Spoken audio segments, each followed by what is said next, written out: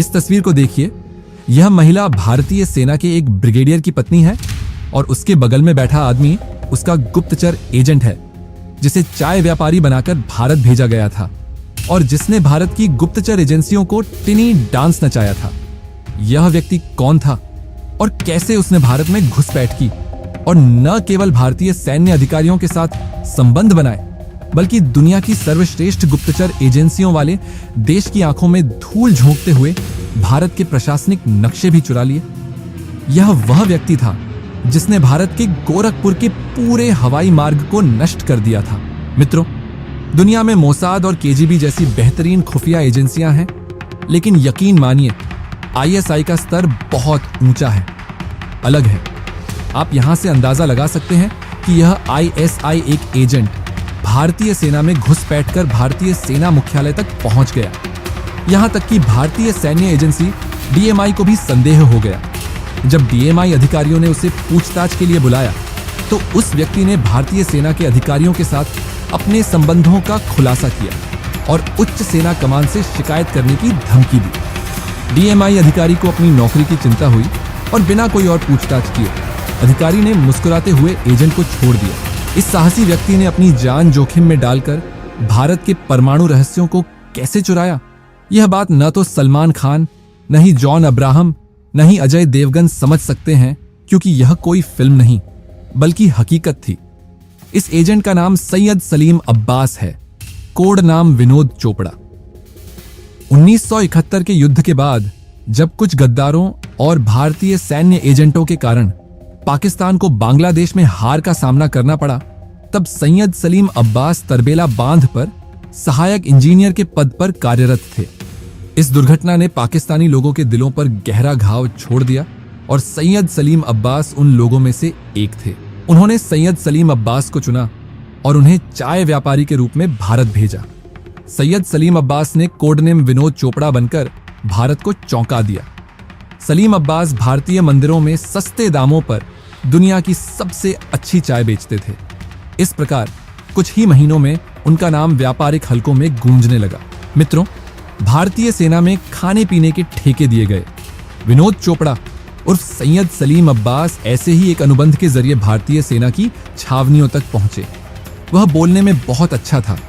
इस तरह उनके रिश्ते न केवल भारतीय सेना के साथ बल्कि छावनी में काम करने वाले अन्य लोगों के साथ भी गहरे होते गए। यहां तक कि एक ब्रिगेडियर की पत्नी भी उनसे प्यार करने लगी और इस महिला की मदद से सलीम अब्बास ने भारतीय सेना के कई रहस्यों को उजागर किया। सलीम अब्बास ने पाकिस्तानी खुफिया एजेंसी को उन सभी भारतीय रॉ एजेंटों का विवरण दिया जो पाकिस्तान में मौजूद थे और ढाका हमले में शामिल थे। इसके बाद पाकिस्तानी खुफिया एजेंसी ने एक ऑपरेशन चलाकर इन सभी एजेंटों को गिरफ्तार कर लिया। पाकिस्तानी खुफिया एजेंसी ने सलीम अब्बास को संदेश दिया कि भारत परमाणु परीक्षण करने की तैयारी कर रहा है, इसलिए इस परीक्षण की सारी जानकारी पाकिस्तान को दी जाए। सलीम अब्बास भारतीय सेना अधिकारी के साथ इतना जुड़ गया था कि उसने एडमिन मैप फाइल को भी नष्ट कर दिया और किसी को भी इसके बारे में पता नहीं चलने दिया। इन गुप्त प्रशासनिक मानचित्रों के आधार पर पाकिस्तान ने भारत से 3 गुना अधिक शक्तिशाली परमाणु बम बनाया।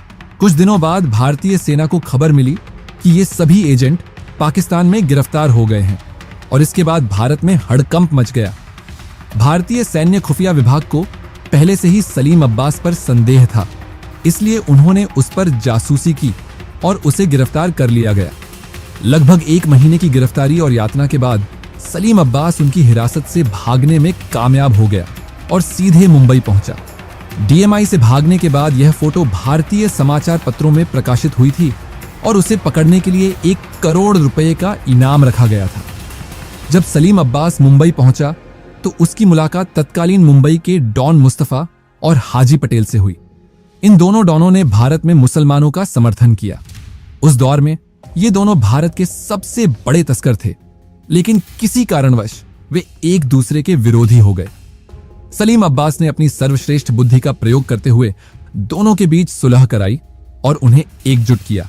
अब यह बहादुर जासूस विनोद चोपड़ा उर्फ सलीम अब्बास इन दोनों गैंगस्टरों की आंखों का तारा था और उनमें से किसी में भी सलीम अब्बास पर हाथ डालने की हिम्मत नहीं थी।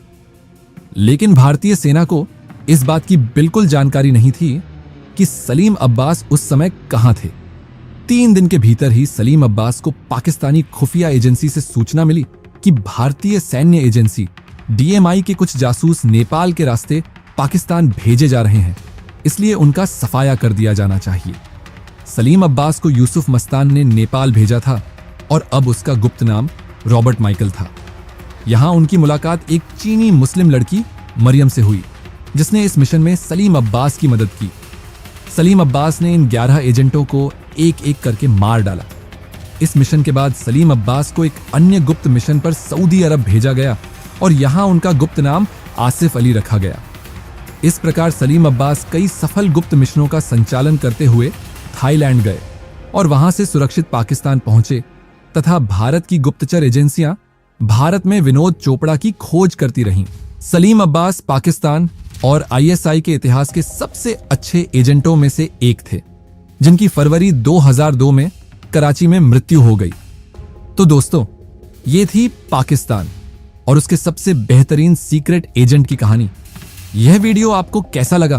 कृपया अपनी बहुमूल्य राय कमेंट बॉक्स में अवश्य व्यक्त करें। हमारे चैनल को सब्सक्राइब करें और उसके बगल में घंटी का चिन्ह दबाएं ताकि आपको अधिक जानकारीपूर्ण वीडियो की सूचनाएं मिल सकें। मैं आपसे अगले वीडियो में मिलूंगा। तब तक के लिए अलविदा।